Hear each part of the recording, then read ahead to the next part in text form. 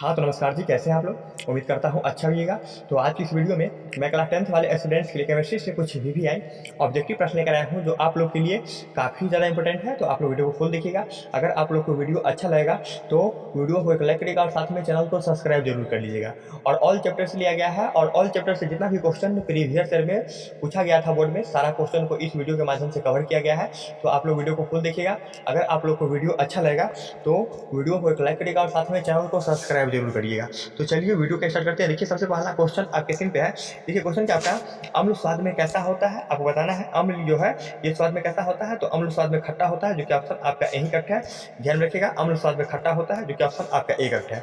अगला क्वेश्चन देखिए, अगला क्वेश्चन आपका, लिटमस पत्र किससे प्राप्त होता है, आपको बताना है। लिटमस पत्र किससे प्राप्त होता है, तो लिटमस पत्र लाइकेन से प्राप्त होता है, जो कि ऑप्शन आपका सी करेक्ट है।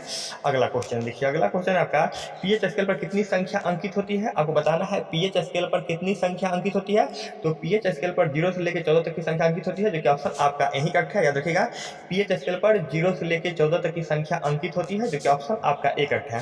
अगला क्वेश्चन देखिए, अगला क्वेश्चन आपका, पीएच स्केल पर अगर किसी विलेन का पीएच मान 0 से 7 के बीच होगा तो होगा, आपको बताना है। पीएच स्केल पर अगर किसी विलेन का पीएच मान 0 से 7 के बीच होगा तो वह होगा, तो देखिए पीएच स्केल पर अगर किसी विलेन का पीएच मान 0 से 7 के बीच होगा तो वह अम्लीय होगा। याद रखिएगा, पीएच स्केल पर अगर किसी विलेन का पीएच मान 0 से 7 के बीच होगा तो क्या होगा, अम्लीय होगा, जो कि ऑप्शन आपका यही करेक्ट है। अगला क्वेश्चन देखिए, नेक्स्ट प्रश्न है आपका, पीएच स्केल पर अगर किसी विलेन का पीएच मान 7 से 14 के बीच होगा तो वह होगा, आपको बताना है। पीएच स्केल पर अगर किसी विलेन का मान 7 से 14 के बीच होगा तो क्या होगा, तो देखिए 7 से 14 के बीच होगा तो आपका क्षारीय होगा, जो कि ऑप्शन आपका बी करेक्ट है। याद रखिएगा, पीएच स्केल पर अगर किसी विलेन का मान 7 से 14 के बीच होता है तो आपका क्षारीय हो जाता है, जो कि ऑप्शन आपका बी करेक्ट है। और अगर 7 रहेगा, यानी एग्जैक्ट 7 रहेगा, तो वो आपका उदासीन होता है। तो यही प्रश्न याद रखिएगा। अगला क्वेश्चन देखिए, अगला क्वेश्चन आपका, कौन नीले लिटमस पत्र को लाल कर देता है, आपको बताना है। कौन नीले लिटमस पत्र को लाल कर देता है, तो अम्ल जो देख रहे हैं ये नीले लिटमस पत्र को लाल कर देता है, जो कि ऑप्शन आपका यही करेक्ट है। याद रखिएगा, कौन नीले लिटमस पत्र को लाल कर देता है, तो अम्ल जो है ना ये नीले लिटमस पत्र को लाल कर देता है, जो कि ऑप्शन आपका एक करेक्ट है। अगला क्वेश्चन देखिए, अगला क्वेश्चन आपका, कौन लाल लिटमस पत्र को नीला कर देता है, आपको बताना है। कौन लाल लिटमस पत्र को नीला कर देता है, तो लाल लिटमस पत्र को नीला क्षार करेगा, जो कि ऑप्शन आपका यही करेक्ट है। अगला क्वेश्चन देखिए, दोनों क्वेश्चन इंपोर्टेंट था, याद रखिएगा। अगला क्वेश्चन आपका देखिए 8 नंबर क्वेश्चन है। नेक्स्ट प्रश्न आपका, अम्ल का जलीय विलयन किसका सुचालक होता है, आपको बताना है। अम्ल का जलीय विलयन किसका सुचालक होता है, तो अम्ल का जलीय विलयन विद्युत का सुचालक होता है, जो कि ऑप्शन आपका ए करेक्ट है। याद रखिएगा, अम्ल का जलीय विलयन विद्युत का सुचालक होती है, जो कि ऑप्शन आपका यही करेक्ट है। अगला क्वेश्चन देखिए, नेक्स्ट प्रश्न आपका, ताजे दूध का पीएच मान कितना होता है, आपको बताना है। ताजे दूध का पीएच मान कितना होता है, तो ताजे दूध का पीएच मान 6.5 होता है। याद रखिएगा, ताजे दूध का पीएच मान 6.5 होती है, जो कि ऑप्शन आपका सी करेक्ट है। अगला क्वेश्चन देखिए, अगला क्वेश्चन आपका, कार्बन और हाइड्रोजन के संयुक्त से क्या बनता है, आपको बताना है। कार्बन और हाइड्रोजन आपस में जब कॉम्बिनेशन करता है तो क्या बनाता है, तो हाइड्रोकार्बन बनाता है, जो कि ऑप्शन आपका बी करेक्ट है। याद रखिएगा, कार्बन और हाइड्रोजन आपस में मिलता है तो हाइड्रोकार्बन बनाता है, जो कि ऑप्शन आपका बी करेक्ट है। अगला क्वेश्चन देखिए, अगला क्वेश्चन है आपका, हीरा और ग्रेफाइट किसका अप्रूफ होता है, आपको बताना है। हीरा और ग्रेफाइट जो है ये किसका अप्रूफ होता है, तो हीरा और ग्रेफाइट कार्बन का अप्रूफ होता है, जो कि ऑप्शन आपका सी करेक्ट है। याद रखिएगा, हीरा और ग्रेफाइट जो है ना ये आपका कार्बन का अप्रूफ होता है, जो कि ऑप्शन आपका सी करेक्ट है। अगला क्वेश्चन देखिए, अगला क्वेश्चन आपका, सरलतम हाइड्रोकार्बन कौन सा है, आपको बताना है। सरलतम हाइड्रोकार्बन कौन सा है, तो सरलतम हाइड्रोकार्बन मीथेन है, जो कि ऑप्शन आपका यही करेक्ट है। अगला क्वेश्चन देखिए, अगला क्वेश्चन आपका, शुद्ध जल का पीएच मान कितना होता है, आपको बताना है। शुद्ध जल का पीएच मान कितना होता है, तो शुद्ध जल का पीएच मान 7 होगा, जो कि ऑप्शन आपका करेक्ट है। और शुद्ध जल उदासीन भी होता है, तो ये प्रश्न याद रखिएगा। अगला क्वेश्चन देखिए, नेक्स्ट क्वेश्चन आपका, वायुमंडल में CO2 गैस कितना परसेंट पाया जाता है, आपको बताना है। वायुमंडल में CO2 गैस अर्थात कार्बन डाइऑक्साइड गैस जो है ये कितना परसेंट अर्थात प्रतिशत में पाया जाता है, तो वायुमंडल में CO2 गैस अर्थात कार्बन डाइऑक्साइड 0.03% पाई जाती है, जो कि ऑप्शन आपका बी करेक्ट है। याद रखिएगा, वायुमंडल में CO2 गैस 0.03% होता है, जो कि ऑप्शन आपका बी करेक्ट है। और ऑक्सीजन की बात करेंगे तो ऑक्सीजन होता है 21% एंड नाइट्रोजन की बात करेंगे तो नाइट्रोजन होता है 78%। तो इस दोनों क्वेश्चन को भी याद रखिएगा। अगला क्वेश्चन देखिए, अगला क्वेश्चन आपका, सबसे कठोर प्राकृतिक पदार्थ कौन सा है, आपको बताना है। सबसे कठोर प्राकृतिक पदार्थ कौन सा है, तो सबसे कठोर प्राकृतिक पदार्थ हीरा होगा। याद रखिएगा, सबसे कठोर प्राकृतिक पदार्थ हीरा होता है, जो कि ऑप्शन आपका यही करेक्ट है। अगला क्वेश्चन देखिए, और हीरा आपका अधातु है, तो यही प्रश्न याद रखिएगा। सबसे कठोर प्राकृतिक पदार्थ कौन सा है, तो हीरा है, और हीरा आपका अधातु होता है। अगला क्वेश्चन देखिए, अगला क्वेश्चन आपका, कार्बन है तो कार्बन आपका अधातु है। देखिएगा, कार्बन क्या है, तो कार्बन अधातु है। अगला क्वेश्चन देखिए, अगला क्वेश्चन आपका, नींबू रस का पीएच मान कितना होता है, आपको बताना है। नींबू रस का पीएच मान कितना होता है, तो नींबू रस का पीएच मान 2.5 होता है, जो कि ऑप्शन आपका सी करेक्ट है। अगला क्वेश्चन देखिए, अगला क्वेश्चन आपका OH बॉन्ड जो है क्रियाशील मूलक को कहते हैं, आपको बताना है OH बॉन्ड का क्रियाशील मूलक को कहते हैं। तो OH क्रियाशील मूलक को क्या कहेंगे, तो अल्कोहल कहा गया। याद रखिएगा, बॉन्ड OH क्रियाशील का मूलक को क्या कहते हैं, तो अल्कोहल कहा गया है, जो कि ऑप्शन आपका सी करेक्ट है। फिर से बात देख लीजिए, OH का यानी ये बॉन्ड, इसको बॉन्ड पढ़ते हैं तो OH का क्रियाशील मूलक को क्या कहते हैं, तो अल्कोहल कहा गया, जो कि ऑप्शन आपका सी करेक्ट है। अगला क्वेश्चन देखिए, अगला क्वेश्चन आपका कोयला किस प्रकार का ईंधन है, आपको बताना है कोयला किस प्रकार का ईंधन है। तो कोयला एक प्रकार का अनवीकरणीय ईंधन है, जो कि ऑप्शन आपका बी करेक्ट है। अगला क्वेश्चन देखिए, अगला क्वेश्चन आपका निम्न में कौन अक्रिय तत्व है, आपको बताना है निम्न में कौन अक्रिय तत्व है। तो अक्रिय तत्व की बात करेंगे तो हीलियम है, जो कि ऑप्शन आपका बी करेक्ट है। अगला क्वेश्चन देखिए, सारा क्वेश्चन देखिएगा, सारा क्वेश्चन आपके लिए इंपोर्टेंट है। अगला प्रश्न आपका अम्लीय वर्षा का पीएच मान कितना होता है, आपको बताना है अम्लीय वर्षा जो है इसका पीएच मान कितना होता है। तो अम्लीय वर्षा का पीएच मान 5.6 होता है, जो कि ऑप्शन आपका सी करेक्ट है। अगला क्वेश्चन देखिए, अगला क्वेश्चन आपका निम्न से कौन हाइड्रोकार्बन है, आपको बताना है निम्न से कौन हाइड्रोकार्बन है। तो हाइड्रोकार्बन की बात करेंगे तो मीथेन होगा, जो कि ऑप्शन आपका सी करेक्ट है। और मीथेन का रासायनिक सूत्र क्या होता है, तो CH4 होता है। तो यही क्वेश्चन कर रहा है निम्न से कौन हाइड्रोकार्बन है। तो हाइड्रोकार्बन आपका ये मीथेन होता है, जो कि ऑप्शन आपका सी करेक्ट है। अगला क्वेश्चन देखिए, अगला क्वेश्चन आपका बायोगैस का प्रमुख घटक कौन सा है, आपको बताना है बायोगैस का प्रमुख घटक कौन सा है। तो बायोगैस का प्रमुख घटक मीथेन गैस होता है, जो कि ऑप्शन आपका एक है। याद रखिएगा, बायोगैस का प्रमुख घटक मीथेन गैस होता है, जो कि ऑप्शन आपका यही करेक्ट है। अगला क्वेश्चन देखिए, अगला क्वेश्चन आपका रक्त का पीएच मान कितना होता है, आपको बताना है रक्त का पीएच मान कितना होता है। तो रक्त का पीएच मान 7.4 होता है, जो कि ऑप्शन आपका एक करेक्ट है। याद रखिएगा, रक्त मतलब खून होता है, और खून का पीएच मान कितना होता है। तो खून का पीएच मान 7.4 होती है, जो कि ऑप्शन आपका यही करेक्ट है। अगला क्वेश्चन देखिए, अगला क्वेश्चन आपका सल्फ्यूरिक अम्ल का अनुसूत्र क्या होगा, आपको बताना है सल्फ्यूरिक अम्ल का अनुसूत्र क्या होता है। तो सल्फ्यूरिक अम्ल का अनुसूत्र H2SO4 होता है, जो कि ऑप्शन आपका एक करेक्ट है। नेक्स्ट क्वेश्चन देखिए, नेक्स्ट प्रश्न आपका प्राकृतिक रबर किसका बहुलक है, आपको बताना है प्राकृतिक रबर किसका बहुलक है। तो प्राकृतिक रबर आइसोप्रीन का बहुलक होता है, जो कि ऑप्शन आपका एक करेक्ट है। याद रखिएगा, प्राकृतिक रबर आइसोप्रीन का बहुलक है, जो कि ऑप्शन आपका एक करेक्ट है। अगला क्वेश्चन देखिए, अगला क्वेश्चन आपका कार्बनिक यौगिक में कार्बन की संयोजकता कितनी होती है, आपको बताना है कार्बनिक यौगिक में कार्बन की संयोजकता कितना होता है। तो कार्बनिक यौगिक में कार्बन की संयोजकता 4 होती है, जो कि ऑप्शन आपका बी करेक्ट है। याद रखिएगा, कार्बनिक यौगिक में कार्बन की संयोजकता 4 है, जो कि ऑप्शन आपका बी करेक्ट है। अगला क्वेश्चन देखिए, अगला क्वेश्चन आपका मेथेन एक उत्तम डोडट है, आपको बताना है मेथेन एक उत्तम डोडट है, तो ईंधन है, जो कि ऑप्शन आपका यही करेक्ट है। अगला क्वेश्चन देखिए, अगला क्वेश्चन आपका निम्न से कौन एरोमेटिक हाइड्रोकार्बन है, आपको बताना है निम्न से कौन एरोमेटिक हाइड्रोकार्बन है। तो एरोमेटिक हाइड्रोकार्बन की बात करेंगे तो बेंजीन होगा, जो कि ऑप्शन आपका सी करेक्ट है। याद रखिएगा, बेंजीन एक एरोमेटिक हाइड्रोकार्बन है, जो कि ऑप्शन आपका सी नंबर करेक्ट है। अगला क्वेश्चन देखिए, अगला क्वेश्चन आपका संतरा और नींबू में कौन सा अम्ल पाया जाता है, आपको बताना है संतरा और नींबू में कौन सा अम्ल पाया जाता है। तो संतरा और नींबू में सिट्रिक अम्ल पाया जाता है, जो कि ऑप्शन आपका एक है। ध्यान रखिएगा, संतरा और नींबू में सिट्रिक अम्ल पाया जाता है। अगला क्वेश्चन देखिए, अगला क्वेश्चन आपका आधुनिक आवर्त सारणी का निर्माण किसने किया है, आपको बताना है आधुनिक आवर्त सारणी जो है इसका निर्माण किसने किया। तो आधुनिक आवर्त सारणी का निर्माण मोस्ले ने किया है, जो कि ऑप्शन आपका यही करेक्ट है। अगला क्वेश्चन देखिए, सारा क्वेश्चन देखिएगा, सारा क्वेश्चन प्रीवियस ईयर में काफ़ी ज़्यादा रिपीट किया गया है, और 2024 में भी आने की संभावना काफ़ी ज़्यादा है। तो आप वीडियो में बने रहिएगा। अगर आप लोग को वीडियो अच्छा लगेगा तो वीडियो को लाइक करिएगा, और साथ में चैनल को सब्सक्राइब जरूर कर लीजिएगा। देखिए, अगला प्रश्न आपका आधुनिक आवर्त सारणी में क्षैतिज कतारों को क्या कहते हैं, आपको बताना है आधुनिक आवर्त सारणी में क्षैतिज कतारों को क्या कहा गया है। तो आधुनिक आवर्त सारणी में क्षैतिज कतारों को आवर्त कहा गया है, जो कि ऑप्शन आपका यही करेक्ट है। अगला क्वेश्चन देखिए, अगला क्वेश्चन आपका समूह से ऊपर से नीचे आने पर धातु प्रवृत्ति डॉट होता है, आपको बताना है समूह से ऊपर से नीचे आने पर धातु प्रवृत्ति डॉट होता है, तो ये बढ़ेगा, जो कि ऑप्शन आपका बी करेक्ट है। अगला क्वेश्चन देखिए, अगला क्वेश्चन आपका सेब में कौन सा अम्ल पाया जाता है, आपको बताना है सेब में कौन सा अम्ल पाया जाता है। तो देखिए, सेब में आपका मैलिक अम्ल पाया जाता है, जो कि ऑप्शन आपका बी करेक्ट है। अगला क्वेश्चन देखिए, अगला क्वेश्चन आपका त्रिक का नियम किसने दिया था। तो त्रिक का नियम डोवेराइडर ने दिया है, जो कि ऑप्शन आपका बी करेक्ट है। देखेगा, त्रिक का नियम डोवेराइडर ने दिया, जो कि ऑप्शन आपका बी करेक्ट है।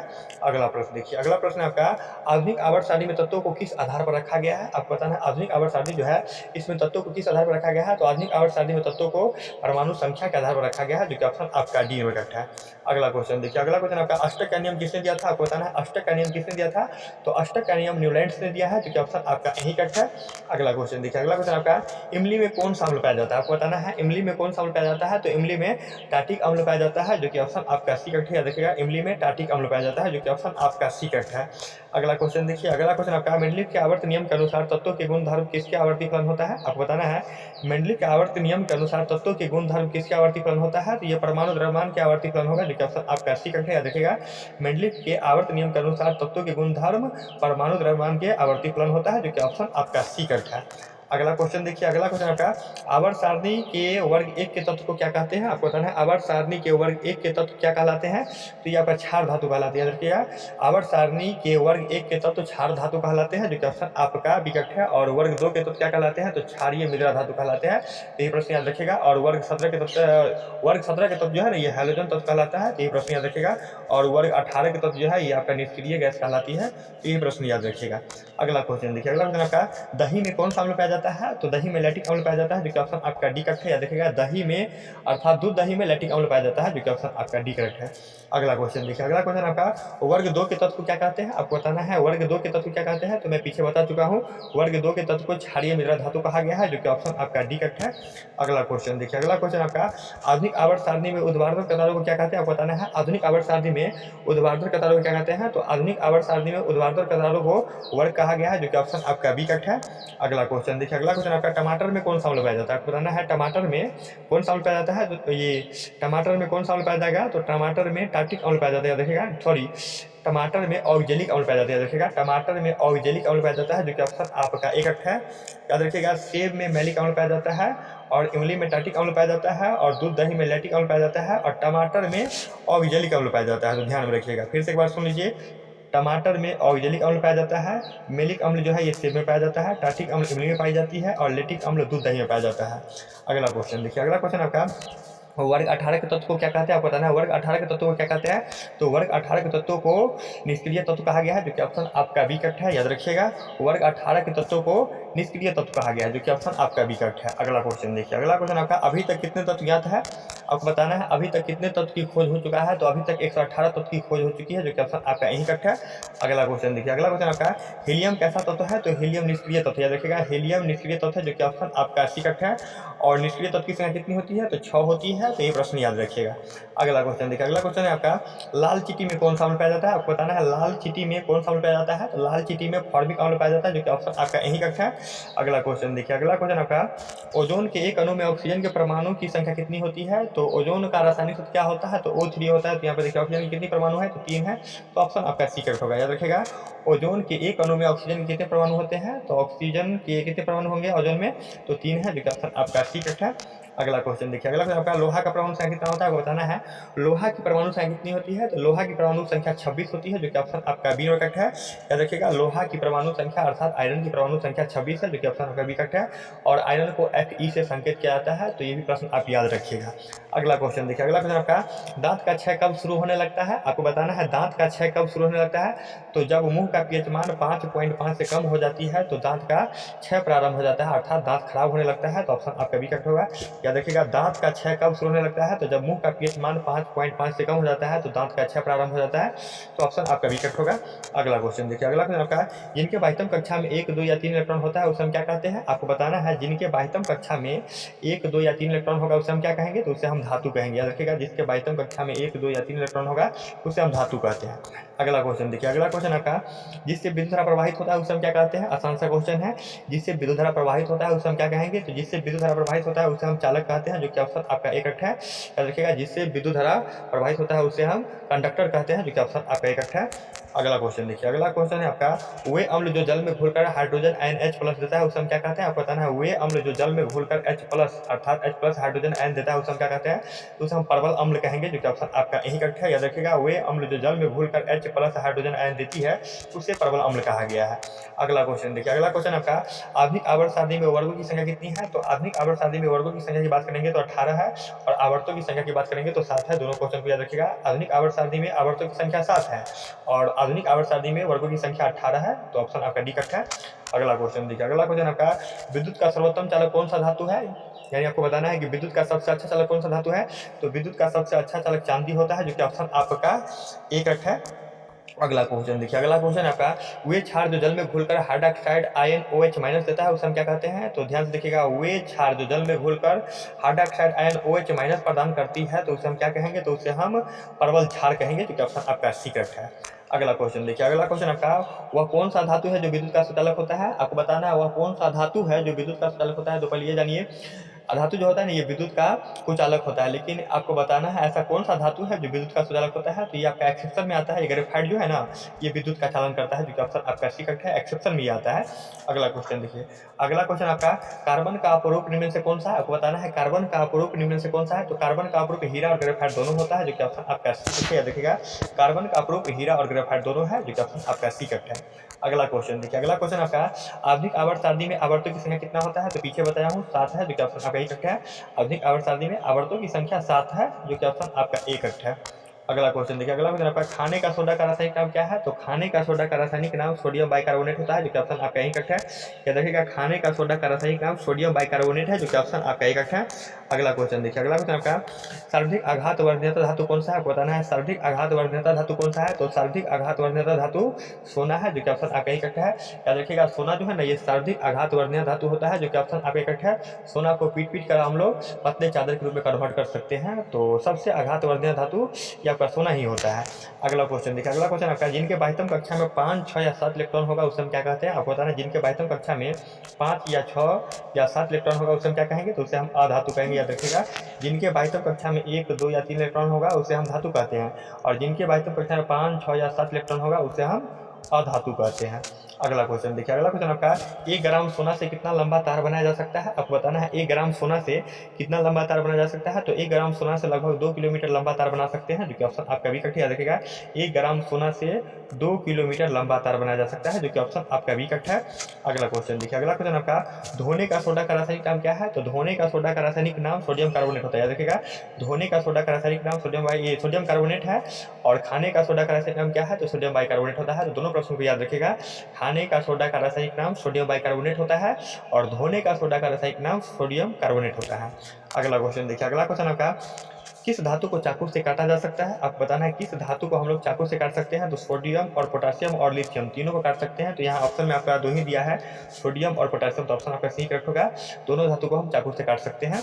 अगला क्वेश्चन देखिए, अगला क्वेश्चन आपका कौन सा ऐसा धातु है, ऐसा कौन सा धातु है जो कमरे के ताप पर द्रव में पाया जाता है। आपको बताना है ऐसा कौन सा धातु है जो कमरे के ताप पर अर्थात रूम टेम्परेचर पर लिक्विड फॉर्म में पाया जाता है। तो यह आपका मरकरी अर्थात पारा है। याद रखिएगा, ऐसा कौन सा धातु है जो कमरे के ताप पर द्रव में पाया जाता है। तो यह आपका मरकरी अर्थात पारा जो है ये कमरे के ताप पर द्रव रूप में पाया जाता है, जो कि ऑप्शन आपका यही करेक्ट है।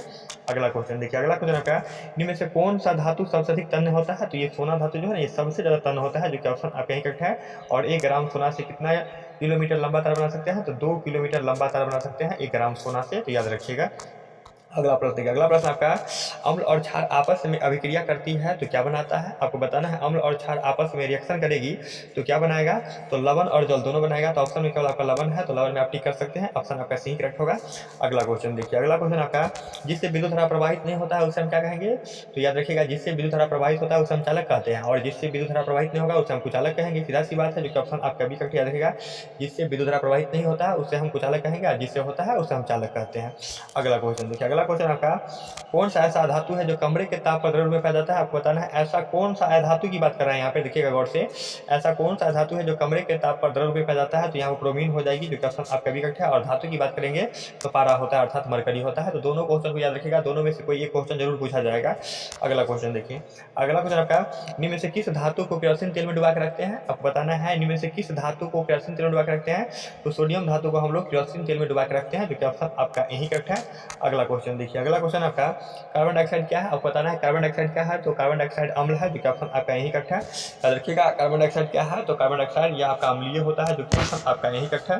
अगला क्वेश्चन देखिए, अगला क्वेश्चन है आपका जिसमें धातु और अधातु दोनों का गुण पाया जाता है उसे हम क्या कहते हैं। आपको बताना है जिसमें धातु और अधातु दोनों का गुण होगा उसे हम क्या कहेंगे। तो उसे हम उपधातु कहेंगे। सीधा सी बात है, जिसमें धातु और अधातु दोनों का गुण पाया जाता है उसे हम उपधातु कहते हैं, जो कि ऑप्शन आपका सी करेक्ट है। अगला क्वेश्चन देखिए, अगला क्वेश्चन आपका हेमेटाइट किस धातु का एक्स है। तो याद रखिएगा, हेमेटाइट और मैग्नेटाइट दोनों जो है ये लोहा धातु का एक्स होता है। याद रखिएगा, हेमेटाइट एंड मैग्नेटाइट दोनों क्या है। तो लोहा धातु का एक्स है, जो कि ऑप्शन आपका ए करेक्ट है। अगला क्वेश्चन देखिए, अगला क्वेश्चन आपका एक्स में उपस्थित अशुद्धि को क्या कहते हैं। आपको बताना है एक्स में उपस्थित अशुद्धि को क्या कहते हैं। तो एक्स में उपस्थित अशुद्धि को गैंग कहा गया है, जो कि ऑप्शन आपका यही करेक्ट है। अगला क्वेश्चन देखिए, अगला क्वेश्चन आपका धातु ऑक्साइड कैसे होते हैं। तो याद रखिएगा, धातु ऑक्साइड क्षारीय होते हैं। याद रखिएगा, धातु ऑक्साइड क्षारीय होते हैं, जो कि ऑप्शन आपका बी करेक्ट है। और अधातु ऑक्साइड अम्लीय होता है। तो याद रखिएगा, और से अधातु और से अम्लीय। तो अधातु ऑक्साइड क्या होता है, तो अम्लीय होता है, और धातु ऑक्साइड क्षारीय होता है। यहाँ पे कंसेप्ट है, देखिए अधातु ऑक्साइड कैसा होता है, तो अधातु ऑक्साइड अम्लीय, और से अधातु और से अम्लीय, सीधा सी याद कर लेंगे। और धातु ऑक्साइड कैसा होता है, तो ये क्षारीय होता है। दोनों क्वेश्चन को याद रखिएगा, दोनों में से कोई एक क्वेश्चन आना तय है बोर्ड में। अगला क्वेश्चन देखिए, अगला क्वेश्चन आपका शुद्ध सोना कितने कैरेट का होता है, तो याद रखिएगा शुद्ध सोना 24 कैरेट का होता है, जो ऑप्शन आपका यही कैरेट है। अगला क्वेश्चन देखिए, ये क्वेश्चन फिर से रिपीट हो गया है। अगला क्वेश्चन देखिए आप, आभूषण कितने कैरेट का बना होता है, तो आभूषण जो है ना ये 22 कैरेट का होता है। याद रखिएगा, आभूषण जो है ना ये 22 कैरेट का होता है। अगला क्वेश्चन देखिए, अगला क्वेश्चन आपका अधातु ऑक्साइड कैसे होते हैं, तो पीछे बताया हूँ। अधातु ऑक्साइड की बात करेंगे तो अम्लीय होगा, जो कि ऑप्शन आपका एक है। और धातु ऑक्साइड कैसा होता है, तो क्षारीय होता है। अगला क्वेश्चन देखिए, अगला क्वेश्चन आपका निम्नलिखित में पित्तल किसका उदाहरण है, आपको बताना है पित्तल जो है किसका उदाहरण है, तो पित्तल मिश्र धातु का उदाहरण है, जो कि ऑप्शन आपका सी कट है। अगला क्वेश्चन देखिए, अगला क्वेश्चन है आपका, अगला क्वेश्चन देखिए फास्फोरस का अनुसूत्र क्या होता है, 1 मिनट भी जाइए, कहाँ पर थे, फास्फोरस का अनुसूत्र क्या होता है, 1 मिनट, यहाँ पर 83 क्वेश्चन होगा। देखिए फास्फोरस का अनुसूत्र क्या होता है, तो फास्फोरस का अनुसूत्र P4 होगा। याद रखिएगा, फास्फोरस का अनुसूत्र P4 होता है, जो कि ऑप्शन आपका डी करेक्ट है। अगला क्वेश्चन देखिए, अगला क्वेश्चन आपका फास्फोरस को कहाँ रखा जाता है, तो फास्फोरस को पानी में डुबा के रखते हैं, जो कि ऑप्शन आपका बी करेक्ट है। याद रखिएगा, फास्फोरस को पानी में डुबा के रखते हैं, जो कि ऑप्शन आपका बी करेक्ट है। अगला क्वेश्चन देखिए, अगला क्वेश्चन आपका हमारे शरीर का पीएच मान कितना होता है, तो हमारे शरीर का पीएच मान 7 से लेकर 7.8 के बीच होता है, जो कि ऑप्शन आपका यही करेक्ट है। अगला क्वेश्चन देखिए, अगला क्वेश्चन आपका कौन सा फास्फोरस अधिक खतरनाक होता है, आप लोग को बताना है कौन सा फास्फोरस जो है अधिक खतरनाक होता है, तो ये सफेद अर्थात ये पीला फास्फोरस जो है ना ये काफ़ी ज़्यादा खतरनाक होता है, जो कि ऑप्शन आपका बी करेक्ट है। अगला क्वेश्चन देखिए, अगला क्वेश्चन आपका लोहे को जिंक से लेपित करने की प्रक्रिया को क्या कहा गया है, तो याद रखिएगा लोहे को जिंक से लेपित करने की प्रक्रिया को गैल्वेनीकरण कहा गया है, जो कि ऑप्शन आपका ए करेक्ट है। अगला क्वेश्चन देखिए, अगला क्वेश्चन आपका निम्न में कौन अम्ल है, आपको बताना है निम्न से कौन अम्ल है, तो HCl जो देख रहे हैं ये आपका अम्ल है, अर्थात HCl का नाम क्या होता है, तो HCl का नाम हाइड्रोक्लोरिक अम्ल होता है, याद रखिएगा। अगला क्वेश्चन देखिए, अगला क्वेश्चन आपका सबसे अधिक विद्युत ऋणात्मक तत्व कौन सा है, तो सबसे अधिक विद्युत ऋणात्मक तत्व क्लोरीन है, जो कि ऑप्शन आपका यही करेक्ट है। अगला क्वेश्चन देखिए, अगला क्वेश्चन आपका धातु ऑक्साइड कैसे होता है, तो धातु ऑक्साइड जो है ये क्षारीय होगा, जो कि ऑप्शन आपका बी करेक्ट है। ये क्वेश्चन रिपीट कर गया है। अगला क्वेश्चन देखिए, इनमें कौन प्रबल अम्ल है, तो देखिए जीरो जो देख रहे हैं ये काफ़ी ज़्यादा प्रबल अम्ल होगा, जो कि ऑप्शन आपका यही करेक्ट है। याद रखिएगा, इसका पीएच मान जितना कम होगा वो काफ़ी ज़्यादा मतलब उतना ही ज़्यादा अम्लीय होता है। तो निम्न से कौन अम्ल है, तो देखिए यहाँ पे ए ऑप्शन में जीरो है, तो जीरो जो है ना ये काफ़ी ज़्यादा अम्लीय होगा, जो कि ऑप्शन आपका यही करेक्ट है। अगला क्वेश्चन देखिए, अगला क्वेश्चन आपका कौन सा पदार्थ ऑक्सीजन से सहयोग नहीं करता है, आपको बताना है कौन सा ऐसा पदार्थ है जो ऑक्सीजन से अभिक्रिया नहीं करती है, तो ये गोल्ड अर्थात सोना जो है ये ऑक्सीजन से अभिक्रिया नहीं करती है। अगला क्वेश्चन देखिए, अगला क्वेश्चन आपका चीनी का रासायनिक सूत्र क्या होता है, तो चीनी का रासायनिक सूत्र C12 और H22O11 होती है। देखिएगा ये चीनी का रासायनिक सूत्र C12H22O11 होता है, जो कि ऑप्शन आपका सी करेक्ट है। अगला क्वेश्चन देखिए, अगला क्वेश्चन आपका सोना किस में घुलता है, तो सोना अम्लराज में घुलता है, जो कि ऑप्शन आपका ही करेक्ट है। देखिएगा सोना अम्लराज में घुल जाता है, जो कि ऑप्शन आपका एक करेक्ट है। अगला क्वेश्चन देखिए, धातु की प्रकृति कैसी होती है, तो धातु की प्रकृति विद्युत धनात्मक होता है, जो कि ऑप्शन आपका एक करेक्ट है। अगला प्रश्न देखिए, अगला प्रश्न आपका CaOCl2 का प्रचलित नाम क्या है, तो CaOCl2 का प्रचलित नाम विरंजक चूर्ण है, जो कि ऑप्शन आपका बी करेक्ट है। अगला क्वेश्चन देखिए, अगला क्वेश्चन आपका लोहे को जंग से बचाने के लिए किसका लेप लगाया जाता है, आपको बताना है लोहे को जंग से बचाने के लिए किसका लेप लगाया जाता है, तो लोहे को जंग से बचाने के लिए जिंक का लेप लगाते हैं, जो कि ऑप्शन आपका डी करेक्ट है। अगला क्वेश्चन देखिए, नेक्स्ट क्वेश्चन आपका सिल्वर क्लोराइड का रंग कैसा होता है, आपको बताना है सिल्वर क्लोराइड का रंग कैसा होता है, तो सिल्वर क्लोराइड का रंग श्वेत होता है। देखिएगा सिल्वर क्लोराइड का रंग श्वेत होता है, जो कि ऑप्शन आपका यही करेक्ट है। अगला क्वेश्चन देखिए, उपचयन वह प्रक्रिया जिसमें ऑक्सीजन का योग होगा, देखिएगा उपचयन वह प्रक्रिया है जिसमें ऑक्सीजन जुड़ता है अर्थात योग होता है, जो कि ऑप्शन आपका एक करेक्ट है। और ये आपका लास्ट प्रश्न और आखिरी प्रश्न, ये आपका चिप्स के पैकेट में कौन सा गैस भरा होता है, तो चिप्स के पैकेट में नाइट्रोजन गैस भरी रहती है, जो कि ऑप्शन आपका डी करेक्ट है। तो उम्मीद करते हैं ये वीडियो आप लोग को समझ में आया होगा, तो वीडियो को एक लाइक करिएगा और साथ में चैनल को सब्सक्राइब जरूर कर लीजिएगा। और ये मेरा न्यू चैनल है, तो आप लोग सपोर्ट कीजिए। और आप लोग जहाँ जुड़े हैं व्हाट्सअप में, टेलीग्राम में जहाँ जुड़े हैं वहाँ कम से कम आप लोग वीडियो को शेयर कर दीजिए, ताकि अन्य भी स्टूडेंट का प्रिपरेशन अच्छा खासा हो जाए। ओके, तब तक के लिए बाय, मिलते हैं नेक्स्ट वीडियो में।